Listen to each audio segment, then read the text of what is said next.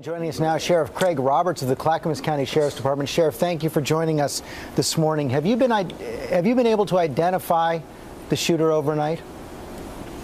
We have been able to identify the shooter over this last night. What can you tell us about him? We're not able to release the name of the individual at this point in time, and for the reason being that we don't want to jeopardize the investigation. What more can you tell us about his motive? Right now, we're still in the preliminary part of our investigation, and so there's much to learn. And so at this point in time, to speculate on the motive is really premature at this time. But do you have any idea if the gunman was going after specific victims, knew who he was going after, or if this was some kind of a random rampage? It really was a killing of total strangers, to my knowledge, at this point in time, and it was really, I think, trying to kill as many people as possible. And he would have killed far more had his gun not jammed, is that correct?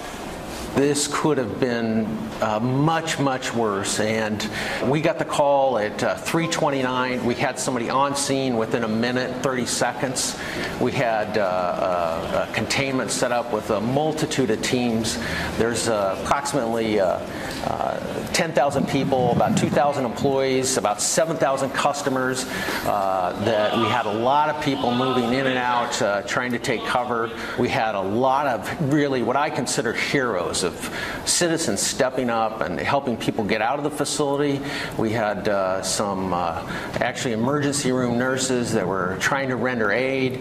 And so throughout this whole horrific ordeal, there were just some really amazing people that stepped up, and I think this really could have been much worse. Well, thank goodness for those heroes, but of course our thoughts are with the victims and their families this morning as well. Sheriff, thanks very much for your time this morning.